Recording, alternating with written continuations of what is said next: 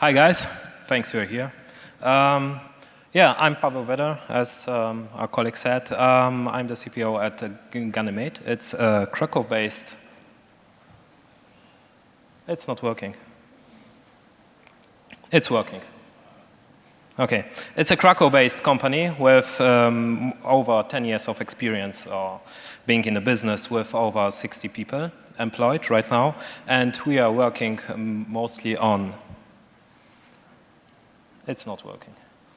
It's working again. Okay.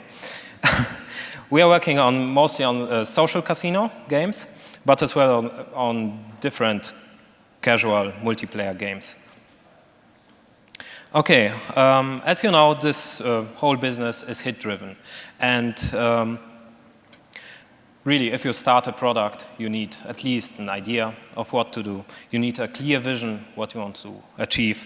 You need a lot of experience, great people.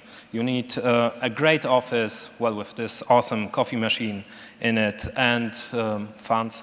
But what you really need to achieve, to have a hit product on the market, is your user. He's the key, he's the tool to achieve this. So let's focus on them. And the agenda is like defining the user. You need to know who he is, where he is. Definitely acquiring your client. And finally, keeping him as a customer in your game to monetize him. Well, to set your basic KPIs, you will definitely know the basics about your customer, and this is the gender, it's the age, it's the country where he is from or she, and game preferences. If you design a bingo game, think about, let's say, a woman over 30 years old living in America. But you will definitely need a few more informations for this, like family situation. Again, if this is a woman over 30, maybe she has a husband, maybe she has 2 or more children. So she don't has enough time to play, let's say, 3 or 4 hours a day. So you need to design the game like with like 15-minute session or 20-minute session. Ethnicity. It's basically a ready defined segment of users that you can use, that you can find at least at Google. It's a segment that is defined by history, by experience of the people, and by the location. And religion. Well, this is a hard one, because when you look at religion, many people don't do things that are forbidden, like gambling. Gambling can be forbidden by many religions, and this means that you can't introduce your products like casino in some countries. From the business perspective, you will definitely need a few more metrics. The wealth factor. Consider one thing. If you look at an American-based user, a teacher, for example, he can spend at least $10 a month for virtual goods. But when you look at the same user, even if on a teacher, for argument's sake, in India, maybe this person will earn $10 a month, so they can't afford to buy additional goods in your game. Available platforms, it's not only about the hardware. You need to know if this is a PS3, if this is a Mac or a PC, something like this. But you need to know if internet is available in the country, in the place. For argument's sake, in Europe, you can get internet, let's say 60 megabytes for $10, $20. If you look at Zambia, you will pay $20 for 1 megabyte of transfer, 1 gigabyte of transfer, sorry, 1 megabyte is too much. How is the social, how social are they? Again, look at the location. When you have users that sit in New York, probably they will tweet about your product. They will maybe produce any traffic on Facebook or other social platforms. The same when you look on Russia. Maybe in the countryside of Russia, they will not do the same things. And do they know your product? If so, it's great, because when they play the same kind of product from your competition, this means that they need maybe a competitive product that is yours. And you can sell it to them. Okay, you need to meet the expectation. That's the basic thing. Now we know, or we can assume, what our user is, but we will never know for sure if we don't check the data. So collect the data, analyze it, and you will know your user much better after this. Okay, how to acquire a user? The most common thing is paying for a user, but the cost per user, first of all, are very variated because depending on the platform. If you look on Facebook, on mobile, and so on, the costs are very high right now, and really don't buy user just for installing the game, because this is a high-risk factor. When you buy a user just for installing the product, you will probably find a farm that generates these installs, and this is worthless traffic. So cost per engagement, that's what we are searching for. So when you set up a SDK that checks the engagement of the user in your product, let's say playing 10 minutes, you probably have a user that is very expensive, but he will stay in your product when he played this 10 minutes. Cross-selling. This, it really depends what we are doing, what kind of game. But first of all, you need to know what kind of product you have and where you want to cross-sell it. For example, if you have a golf simulation, you can't sell the people to action games. It will not work. But if you have the same golf simulation and you want to sell the people to tennis games, it probably will work out because it's the similar group, and that's the same persons that play similar games. You can use cross-promo systems. There are a lot of them out there, just check them out. The more creative way to acquire users through this method is by using complementary products. This means when you have a great RPG on your PS3, you can create maybe a great lockpicking game that was in your PS3 version and give it for free on mobile. When you do this, this is great fan service. People who love your game will play on mobile during bus trip, and maybe some user will find your game for free on the App Store and buy the PS3 version because he likes the lockpicking game. And user acquisition games, this is what we basically do. We generate games that draw traffic from other games to the games that actually earn money with them. Okay, sorry. Organic growth, this is a big one, so I will go only briefly over this. It's always SEO and ASO. So optimize everything you can from descriptions to informations that you give to the players. Two things that are worth remembering is, first of all, when you look at mobile, the most common keyword on iTunes is the name, the app name. The description is just there to be fancy, to be nice, to be used as a marketing tool, but it's not used as SEO on the store. When you look at Google, it works completely different. The whole description is important, and they search through the description. And one thing that I noticed is many people put a lot of work and money into producing a game, a great product that looks good, that works good, that is just perfect, and they forget about making awesome content like, you know, screenshots, icons, movies. It's mostly like a programmer goes through the game, makes 3 screenshots, and that's all. The press, yeah, that's a very important thing because many of us have sent at least one press release to press. And when you send to the press and you wait for a site to review your game, it's mostly like waiting, and you don't get an answer. It's because when you look on the market, there are over 250 games released each day combined in mobile and Flash-based games.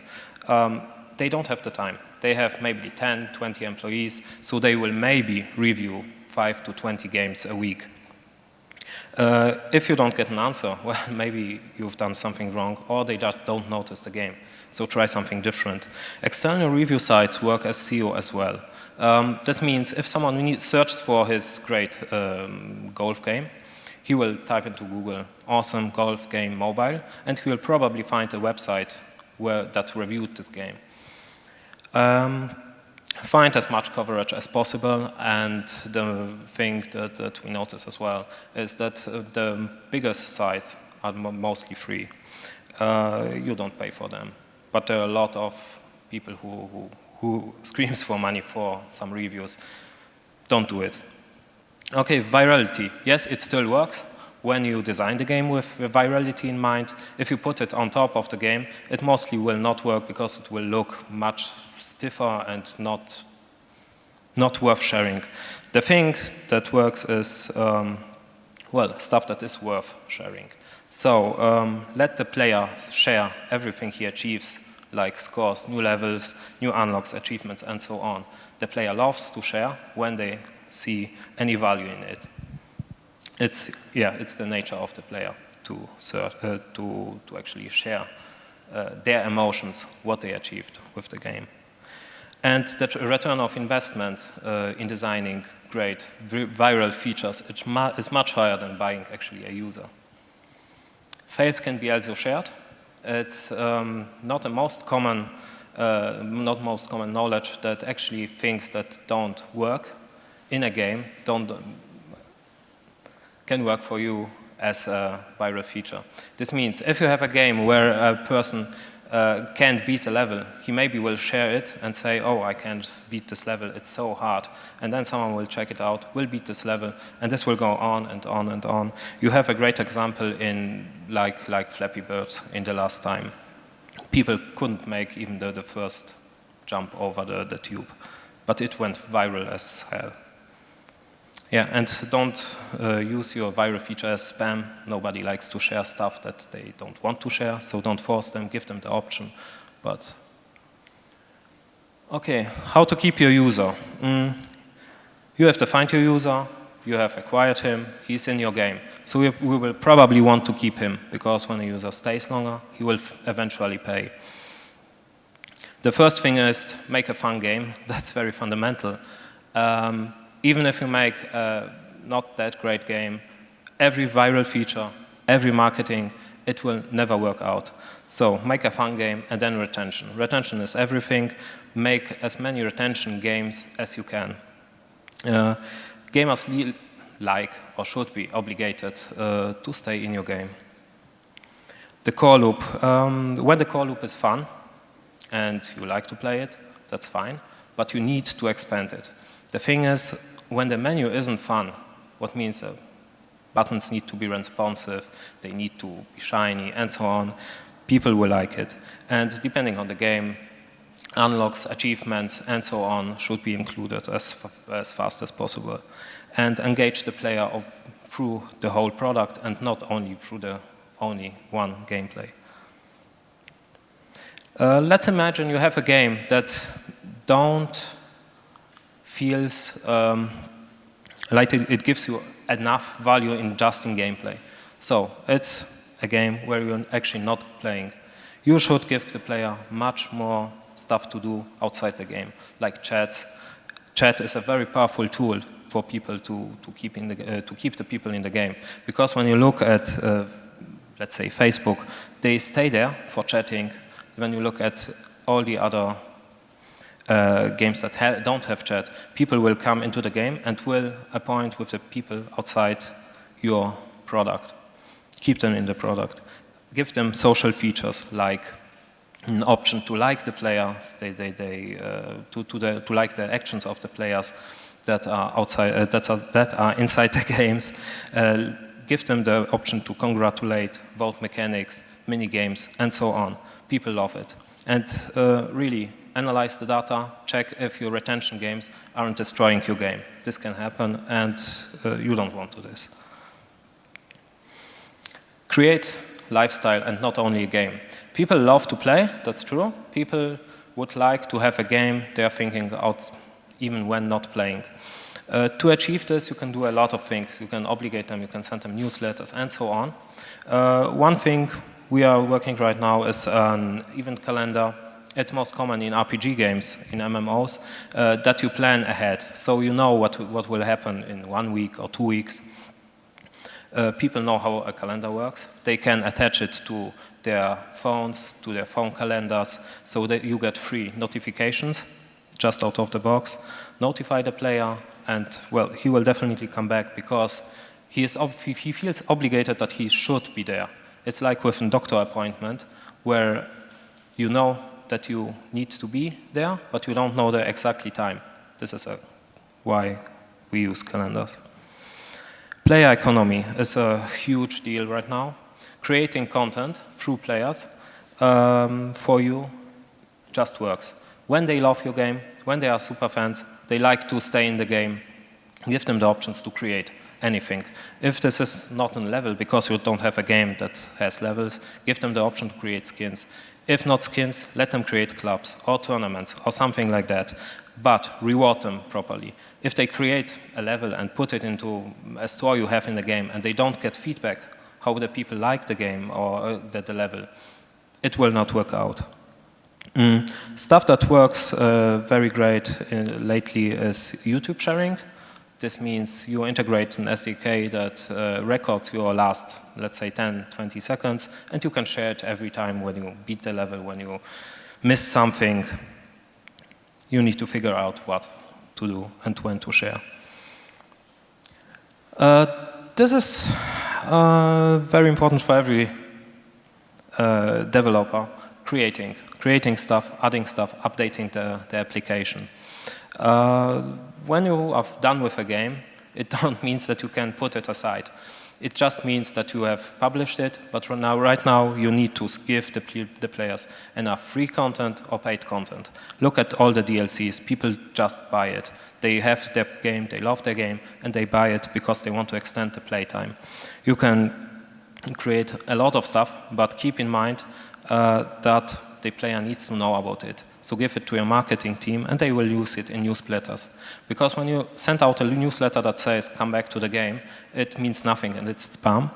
And if you have enough new content, like new levels, new skins, and so on, you can give it to them, and they will make proper news about this. And this will not be considered as spam, because it has value for a user.